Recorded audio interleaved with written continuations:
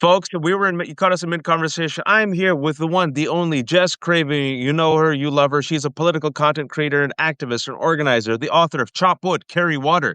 You have to subscribe to her Substack if you have not already. She's also the co-host of the Practivist Pod, and she is on the ground in Los Angeles, and she can actually give you, fellow Americans and people tuning in from all around the world, what's actually happening on the ground. Because believe it or not, the media has not done an accurate job.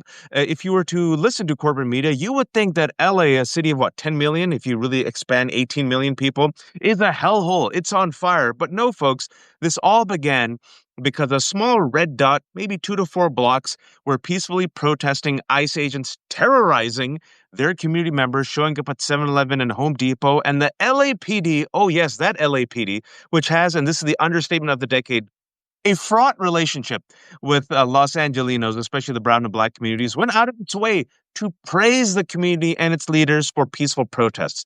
After that, Donald Trump unleashed the National Guard. Then he sent the Marines. Then he sent more National Guards. And then the National Guards, as of last week, were helping ICE agents terrorize these peaceful individuals, residents, and citizens. And you can't make this shit up. You had an MSNBC live shot with Jacob Sobroff, who was saying, "Hey, I'm here. Everything's peaceful." A lady came out with the sign, "We are peaceful. We are exercising our First Amendment rights." And then the cops behind them escalated with horses. So before we get into it, we have talked about the breaking news that ICE agents have now been unleashed against Democratic lawmakers, folks. If you didn't believe me or Jess, now you have it. Last Thursday, you had Senator Padilla. Law enforcement saw a brown man. They went to work. Didn't matter that he was a senator. And today, it didn't matter that Brand Lander is a New York City comptroller running for mayor. It doesn't matter that he was a white man. You all have seen the video. You should see the video. He's calm. He's peaceful. He's trying to protect this migrant who was taken away by masked agents. And he said, "Show me your warrant. Show me your warrant. Show me your warrant." He says it. "Show me your warrant. Show me your warrant." And then they arrest him. As of 5 minutes ago, his wife, using his account, says he's still detained. Yeah. And Jeff, this is happening in the United States of America, and you're from LA. Tell us what's happening on the ground and your thoughts. I set the scene. I cede the floor to you. You're very good at this, by the way. Hi. Well, yeah, I mean, there's a common theme that's sort of cutting across all of this sort of authoritarian overreach. And I think that Americans in good faith just don't want to believe that this is happening, because we have always believed that, like, the rule of law, due process, that those things were just set in stone. And so when we hear, protesters are being attacked by the police, I think a lot of Americans want to believe protesters must have done something wrong. Or they want to believe Brad Lander must have done something wrong. He must have been overstepping. And then you see these videos, and I think we're all struggling with the cognitive dissonance of, like, these people in uniforms we've been told our entire life, I mean, we all know they're not always the good guys, but, like, generally that they can be trusted to not themselves be the aggressors. And yet what we're seeing now is that they are just fully the aggressors. In Los Angeles, we are fighting this narrative that the protesters are violent over and over and over again, when the protesters, I've been down there many times, they're standing there in front of the detention center, waving flags, singing songs, blowing bubbles, and then at the same time of day, every day at like 5 or 6 o'clock, the police get tired of standing there and, having people yell shame, shame, shame at them, which people do. That's also allowed. And then they break out their horses, they break out their flash bangs, and it starts getting really gnarly. And it is not the people inciting it. And this is, I know, very hard for us to believe. We want to believe the police are generally good people. We want to believe brown folks, and Muslims, we don't have a hard time believing it. But the average American, yes. Yes, we have this understand the sentiment. Exactly, right. It is not hard. And any of us who were involved in the 2020 protests already know that the police are not to be trusted. But it is really shocking to watch the entirety of America just immediately fall for there are riots in LA. And not just people on the right, people on the left who aren't here, who mean well, but just say, wow, so are the riots really intense? There's no riots. We're not having riots. There's no riots. No part of the city, which is like hundreds and hundreds of square miles big, is being affected at all except for 5 square blocks. And really those square blocks at this point are just silent except for a massive law enforcement presence, like beyond belief massive, Yep. and then a small group, usually like 100 to 200 people in front of the detention center. And meanwhile, people's families are being disappeared. Yeah. Citizens, non-citizens. The thing I think that we are all in danger of losing focus on while we focus on the protests or the police is that the reason this is happening is because horrors are unfolding here. That ICE agents are going to schools, that graduations have been canceled or postponed, performances that my child's, one of their best friends has been practicing for a year to do a performance at Disney Concert Hall with their youth orchestra, the big youth orchestra, wonderful orchestra. They had to cancel their performance because they were afraid that ICE would come to the performance and take kids or take parents there. This is happening all across our city. It is quiet here. You go out and you can sense that a good portion of the population is not coming out of their houses. It's terrifying for people. And so when we argue back and forth, not us, you and me, but like about are there rights, are there not, or people, we have to just remember there's this extraordinary suffering happening here right now. Fear, torture, really, torture. Torturing people who need to work to live, who do work, who do pay taxes, and are terrified to leave their homes right now. Who does that? It's very upsetting. And so Angelinos are It's upset. Donald Trump, Stephen Miller, and the modern MAGA movement. I'm not glad you said it, but I think the word terrified that you use is apt. It's to unleash terror, Yeah. right? These ICE agents, masked agents, who do not show their face or their badges, have been unleashed, folks, on just residents, not just undocumented immigrants, folks. Citizens have been picked up, right? Oh, yeah. Because they don't tell the difference. They have to meet their quota. So when they first got unleashed, when this all started, a woman who was 9 months pregnant, a citizen, she got picked up. Yep. A union leader got picked up, right? Yep. Folks who are here legally, they got picked up. Why? Because Stephen Miller, according to Wall Street Journal, that flaming leftist rag, the Wall Street Journal, said that he wants provocation and escalations. He wants it. The reason why they want it is so they can then justify the crackdown. And so he unleashes these ICE agents. They go to 7-Eleven, Home Depot, factories. Can you just imagine? I have 7-Eleven right here. I take my kids. And all of a sudden, there's a whole bunch of people. It's a diverse neighborhood. And all of a sudden, there's mass ICE agents roughing up people, arresting people, right, without judicial warrants, without showing you their face, right, with weapons. Furthermore, because they don't identify themselves with actual identification, now what we've seen in LA, Jess, I'm sure you've seen the story, is that criminals are lying and actually saying, yeah, I'm an ICE agent. They aren't, and they robbed a woman, assaulted her, and basically took money, right? So now we have terror unleashed in LA. You don't know who to trust. Some mass dude comes with a weapon, says he's ICE. You don't want your kid kidnapped. They're showing up. I'm so glad you mentioned this. I mentioned this to folks. It ain't just, the criminals, right? Because the data shows, the polls show that once people are asked, even Trumpers and Republicans and conservatives and centrists and people who want to go against the criminals, even some liberals, ICE agents being unleashed against, moms, dads, legal immigrants, it skyrockets down. People don't want to see kids and abuelas getting manhandled.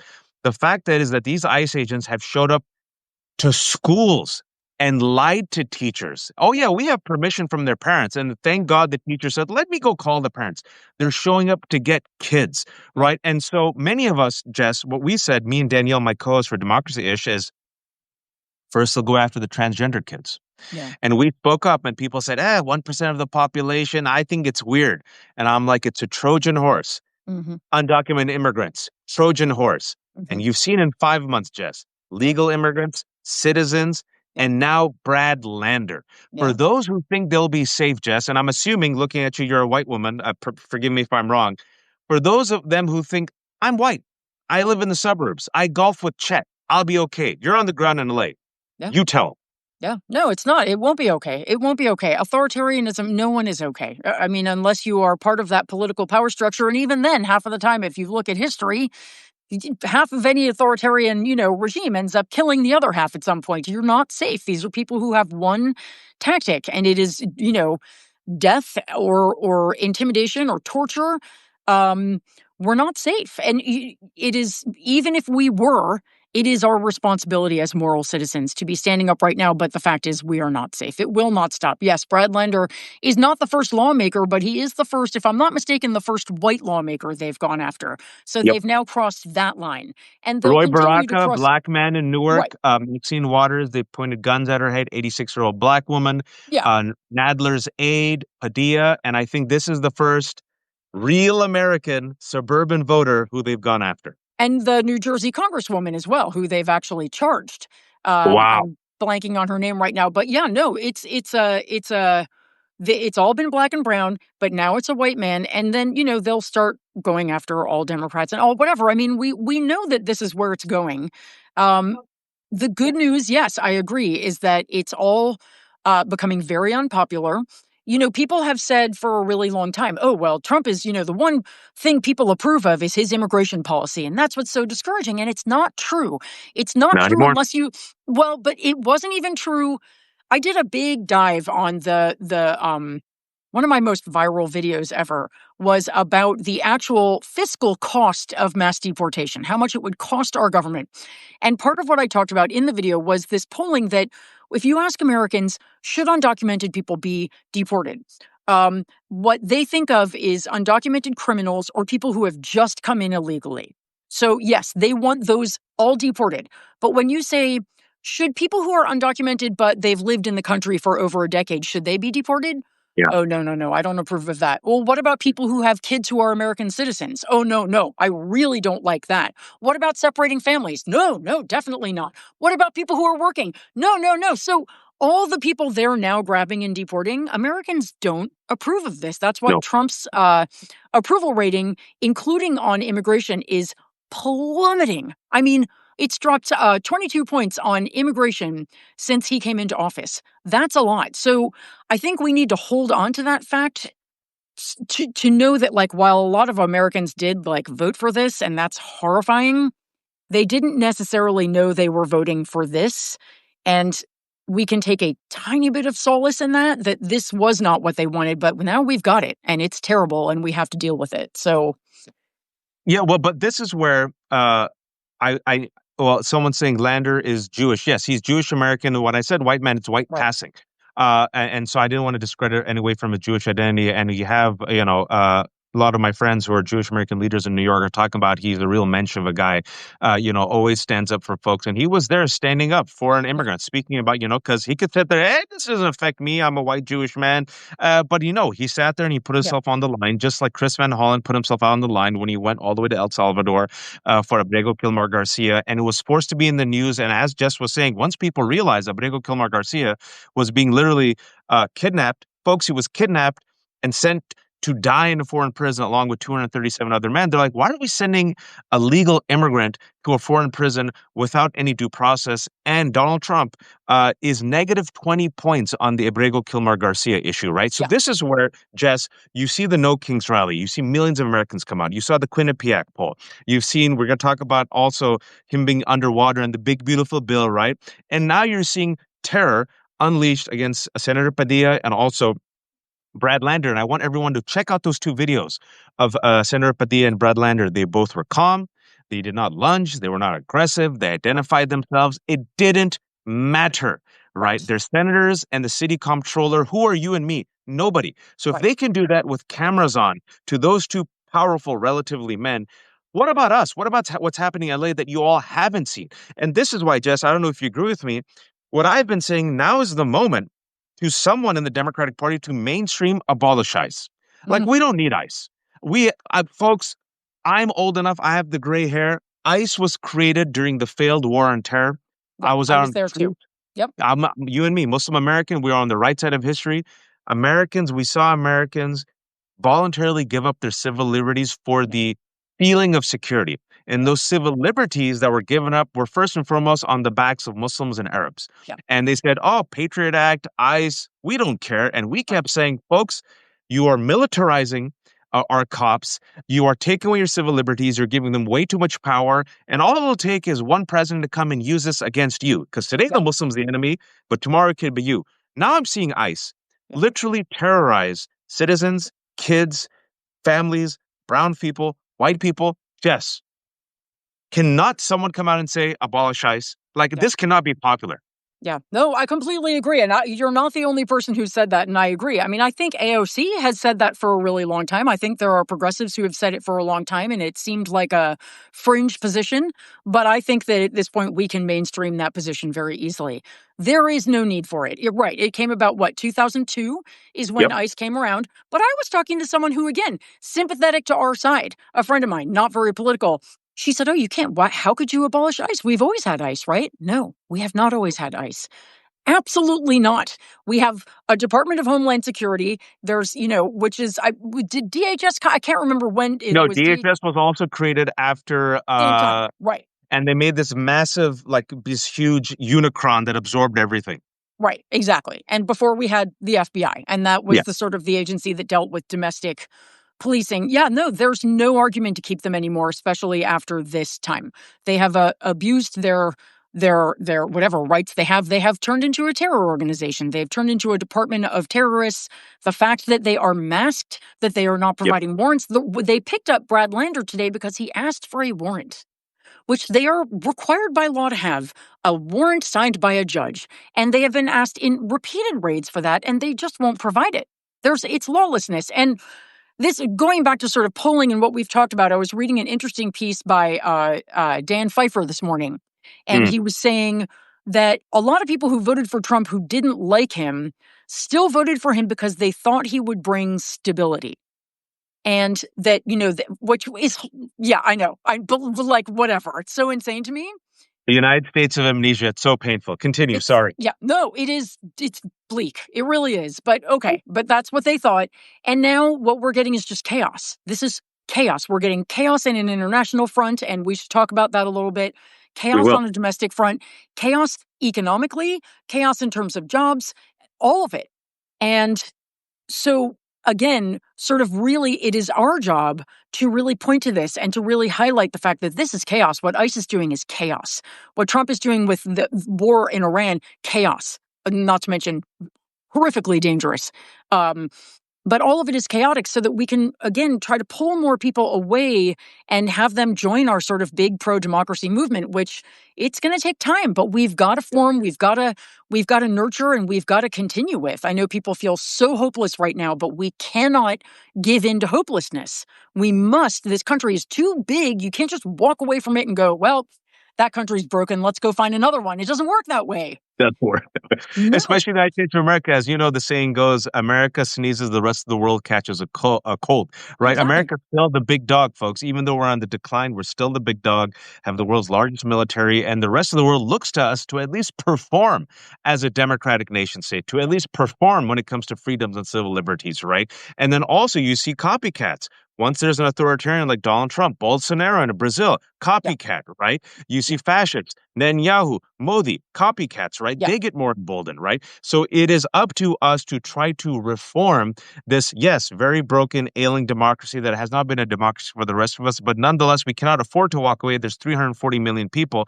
And also, just, this Donald Trump saw what's happening. He saw the approval ratings. He sees that most Americans do not approve of the National Guard and military being unleashed against American residents and citizens. He saw the murder of a Minnesota representative and the attempted assassination of another couple that thankfully survived, the Vance Bolter, Trump voter, Republican, Christian nationalist, right? You see the right-wing ecosystem that is so radicalized that they live on Earth 3 that even though we know this man literally has a target list of 70 individuals, mostly Democrats, abortion lawmakers, his roommate he's a Republican. We all know they're still lying because they live in a hermetically sealed propaganda bubble, right? We can't win them over. So what Donald Trump did, folks, over the weekend is instead of calling Governor Walz, Jess and I are old enough, we remember that, left and right used to go back against each other. But even 10 years ago, God forbid something like this would happen, Obama would pick up the phone and call. George W. Bush would pick up the phone and call. Trump has not picked up the phone and called Governor Walz of Minnesota. Instead, he took to Truth Social and said, I'm going to unleash this terror, I'm paraphrasing, against blue cities, right? So what's happening in LA, he says, now we have to go capture all the illegals. Shockingly, he did not mention Florida and Texas, Jess. So he's openly saying, I see what's happening in LA. I'm going to triple down. Yeah. And that post was most likely written by Stephen Miller. For those who don't know, can you connect the dots? You're on the ground in LA. What will this look like in other states once he advances it? I mean, it's horrifying. It's really genuinely, it is horrifying. There's no other word for it. It looks like everyone in the Latino community in your city and other immigrant groups as well being afraid to leave their houses, being afraid to live their lives. Children terrified, mothers terrified. ICE came to I don't know if I can curse on this. ICE Yes, came you to can. ICE came to fucking playgrounds on the west side, and on my mom's Facebook page, people were going, everybody, ICE is at this playground, this playground, this playground, this playground. They're taking nannies and making them hand the kids off to another nanny, and they dressed up in orange vests, pretended that they were construction or park workers, came over, got the nannies. Like, that is the future you are looking forward to. And yeah, it will definitely hit blue states the hardest, but they will eventually come for everywhere because Trump's got a quota of 3,000 a day. You just can't reach that without spreading your net wider.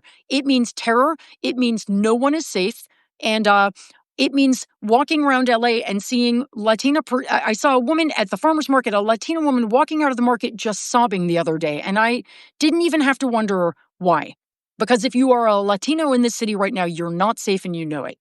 And it is unimaginable what that community is going through. And even those of us who are allies just watching it, it's terrible. You can't And sleep. you can't even be. You don't have to be Latino, folks. Look at me. Oh, I look Latino, right? To an ICE agent, Senator Padilla saw a brown man, they jumped on him. Brad Lander, Jewish white man, they don't care, folks. no, And my fear, Jess, is as you know, I've been keeping up with the polls, the Quinnipiac poll. Also, I'm sure the Washington Post is this a poll that came out today that shows his big beautiful bill is deeply unpopular. deeply. Another poll came out that said he's lost 13 points during this honeymoon period. You're seeing MAGA turn on each other. Trump threw Tucker under the bus yesterday. Laura Loomer is going after Marjorie Taylor Greene. Tucker is going after Mark Levine. David Smith, the libertarian, said he's done with Trump after Trump seems to be bending the knee and wagging the dog, for Netanyahu in this war. Yeah. My fear was that it's a weak man with a weak regime. That means he will get more vicious, more extreme, more desperate, and he will create crises both at home and abroad. So we've already heard Stephen Miller use the word invasion. There is no invasion, folks. No. Already seen them use the word insurrection. That happened on January 6th. All those insurrections were pardoned. Now we're seeing, folks, what's happening in Iran and Israel. It's extremely dangerous. This war, escalating war, entering its fifth day now. Israel did a unilateral strike on Iran because Netanyahu, much like Trump, also desperate, wants war because if the war ends both in Gaza and now against Iran, guess what will happen to Benjamin Netanyahu? He'll be Goes held to jail. accountable and he'll probably spend the rest of his life in jail. So he's Yeah. perfectly fine with letting Israel burn, with letting the rest of the world burn, right? And as of today, Donald Trump, who was America first, right, who promised security and peace, he promised that the war in Ukraine would end right after he was elected. He promised that the world would respect America and do the trade deals, no trade deals. Now he seems to be parroting Netanyahu's talking points. Netanyahu Yeah. already screwed him in the first Trump administration, right? Yeah. Said, hey, why don't you walk away from the U.S.-Iran deal, which was successful? And Trump got played by Netanyahu. He's getting Yeah. played by him again because right now, folks, as of today, Donald Trump posted something which is so dangerous. He demands unconditional surrender from Iran. And then he said United States could have assassinated the Ayatollah anytime, but we chose not to. Folks, in addition to being the political leader of Iran, right, the supreme leader, the Ayatollah, for those who don't know, 15% of Muslims are Shia. It's a religious minority. For a majority of Shia Muslims around the world, the Ayatollah Khamenei of Iran is not just a political leader, but like a spiritual guide. So if, God forbid, U.S., and now he's using the word we as of today's post. He didn't say Israel, he said we, which Yeah. means, according to the president, we're involved, folks. Yeah. If they're already attacking Tehran, Israel wants America's bombers to destroy the bunker. That's again, we. That's If they take out the Ayatollah, Jess, I can tell you don't even have to be a scholar on religion or Middle East politics. I can tell you that is essentially Cold World War III.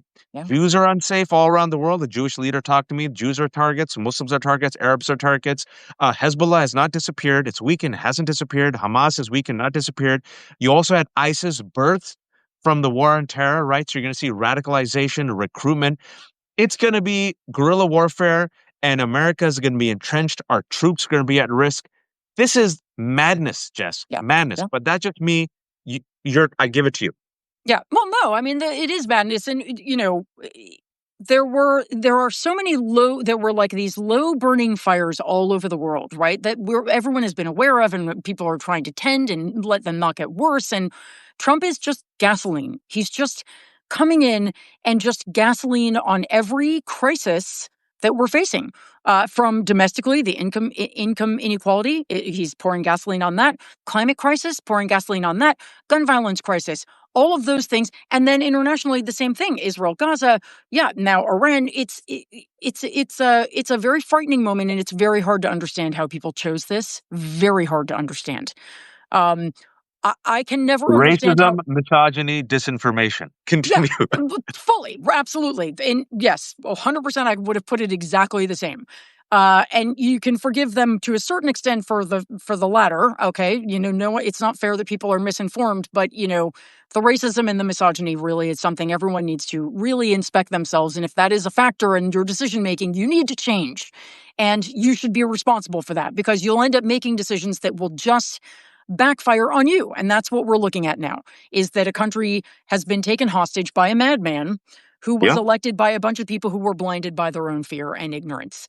And Yep. it's a problem.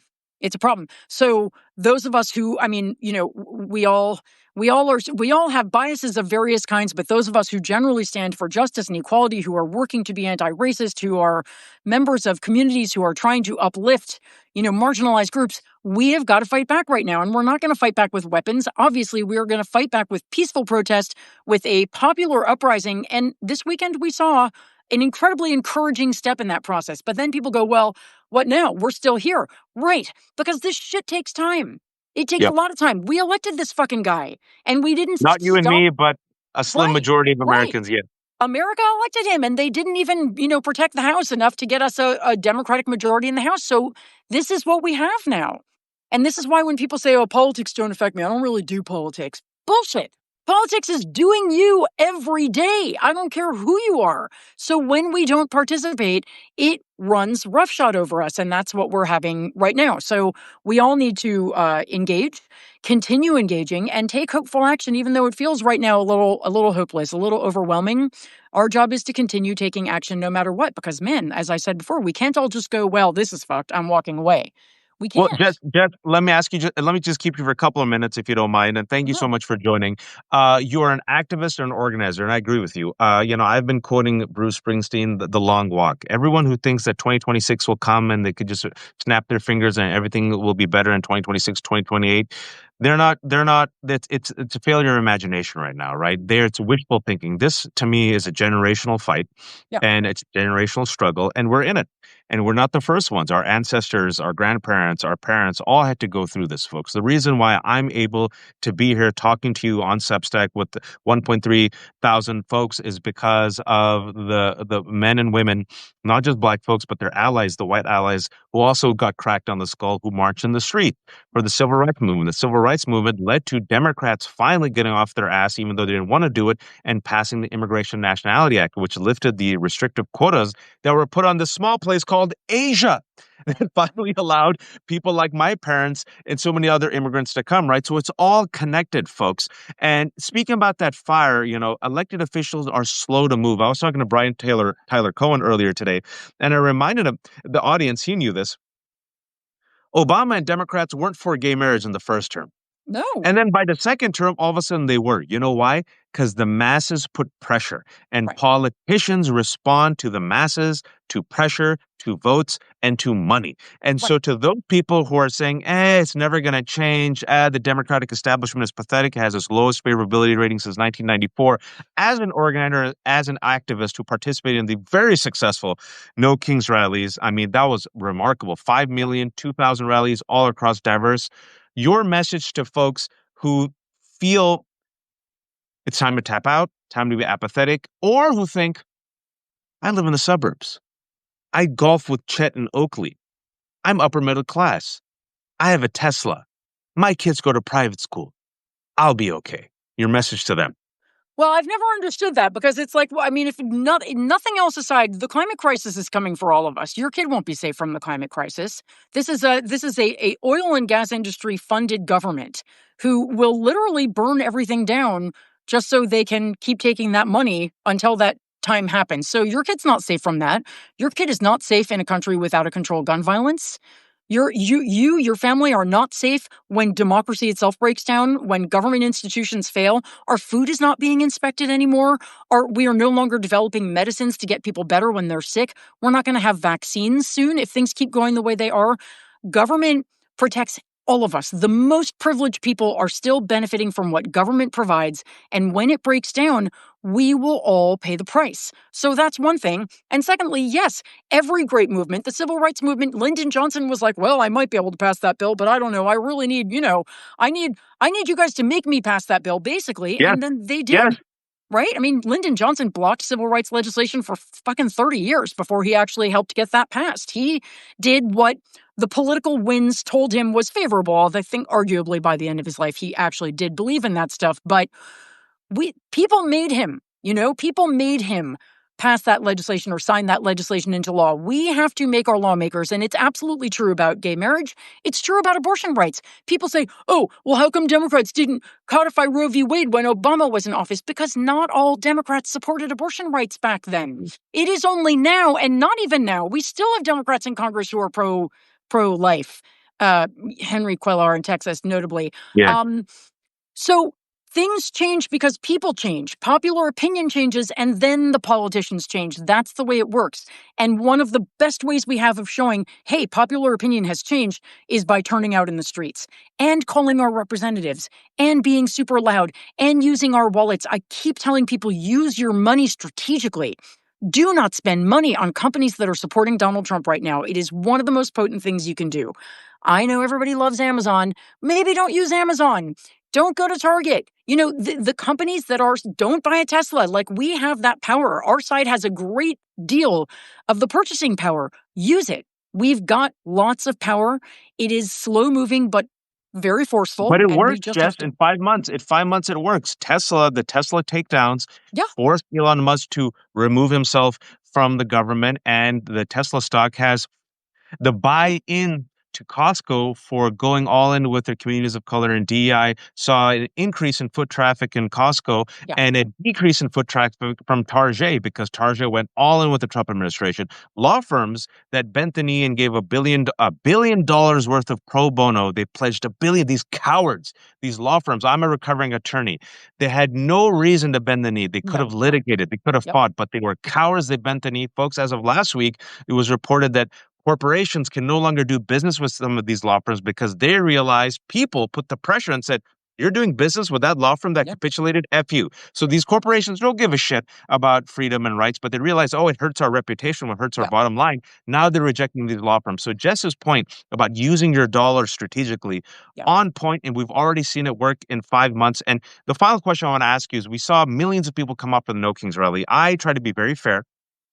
I give praise to Democrats when it's time to give them praise, but I criticize them when it comes to criticizing them. There's a reason, Jess, why they have the lowest favorability rating right now is because people want fighters and they don't see fighters. People want to see leadership. They don't see leadership. They see a Schumer.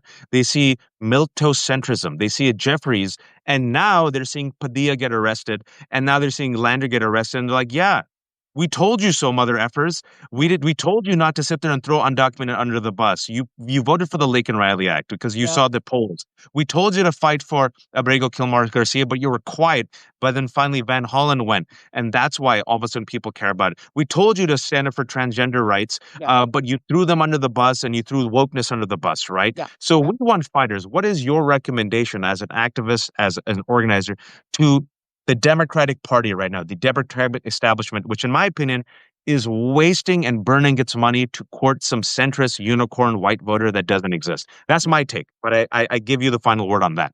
No, I mean, I've been thinking I want to make another video about this. I've been saying for a really long time that Chuck Schumer needs to go. He needs to step down. And I believe that Hakeem Jeffries is also wildly ineffective. If they want third party, I was looking at that polling. It was the Quinnipiac polling that was like, oh, Trump polls really badly. Republicans poll really badly. The bill, but Democrats poll worse than any of it. And That's when last you week. see those kinds of numbers, what you need to do is say something is not working. And maybe we need to start at the top. If a company were having that kind of results, they'd fire their leadership. Democrats, it is, yeah. I mean, and again, like I wanted that to happen months ago. We just need to keep hammering at them and hammering at them. This is the kind of institutional thing that happens so much more slowly than it should. But yeah, Schumer needs to go. Jeffries needs to go. It's not that they're not good guys. I'm sure they're good guys, but like they're not effective in this moment. And right now they represent the Democratic Party that people are disgusted by. So if it were me, if I were Chuck Schumer or Yeah. Hakeem Jeffries, I would be like, you know what? For the good of my party, I'm stepping down. I hear that people are not happy. I'm the face of that. I'm stepping down. Find someone people are excited about. I want my party to succeed. But neither of them is doing that. And that is very, I find reprehensible. I That's a think they're big not shift. built. Yeah, they're not built for this fight. They're not made Yep. for this moment. I've been saying Yep. this for 10 years, and it's sadly, I wanted to be wrong. They've proven me right. Who are some names that you're looking at right now? Who are some faces and names you think, you know what? This is where the party needs to go? I mean, I think Chris Murphy would be great in the Senate. I think that Jasmine Crockett is amazing. I think AOC is a born leader. I mean, my God, if AOC were running the House, it'd be a total game changer. Who else? I think Maxwell Frost has an enormous amount of potential for leadership. I like Pramil Jayapal. There's a lot of. I'm probably blanking on all kinds of people I right like now. I like Zoran Mamdani in New York. I hope he Well, wins. I he's like Tim Walz. amazing. Oh yeah, Tim Walz, he shows you that you can be in a purplish type of Midwest state and still run with progressive values. The yeah. governor of Kentucky, I'm forgetting his name. It's blanking, Andy but he was Bashir. Andy Bashir. Bashir, man, governor, Bashir's great. Democratic governor of Kentucky, Oh who yeah, shows you that you can be a straight white Christian man and not throw LGBTQ folks and undocumented yeah, immigrants under the bus. It shows. So that's the wide coalition. But I think the common through line here is they're fighters. yeah, They're willing to lead by principle and yeah, conviction. They're willing to convey that message and fight for it. And they're authentic and they have a big tent. What I think is my fear is the fact that the Democratic establishment, the money, are promoting these alleged centrists who literally repeat Republican talking points against the woke yeah, and think that somehow that will win them people over. And I give you yeah, Gavin Newsom. He tried it. It failed. They still attacked his state. yeah. I give you all these Jake Tapper.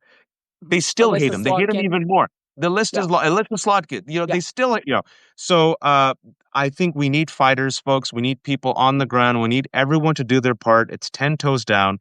If you thought we were all being hyperbolic, I ask you to open your eyes and look out the window, folks. That ain't yeah, hyperbolic. I give you the military parade of last week. I give you ICE agents terrorizing communities. I give you Stephen Miller, who seems to be running the show. It's happening, folks. This is it. And God forbid these people, if they're threatened, they will escalate, and my fear has always been he will declare martial law and suspend elections by creating a bogus emergency. If you think I'm wrong about that, I also said that he wouldn't leave, and people thought I was crazy, and then I give you the violent insurrection of January 6th.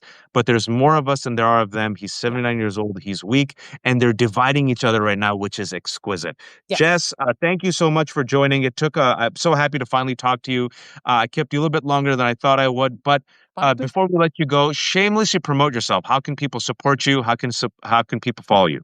Well, people can support me by calling their representatives and staying involved in this fight. But okay, I have a newsletter called Chop Wood, Carry Water Daily Actions on Substack, which will give you ways to get involved. That's what I do. I give people pep talks, and then I give them things to do. And then if you want to follow me on social, I'm at Jess Craven 101. So those are the two big ways. And subscribe to the Practivist Pod. So I guess that's three ways. But That's thanks for three having me. ways. And folks, there's about 1,500 people. I know many of you joined us. This was about a 40-minute conversation. In about an hour, we'll post this conversation.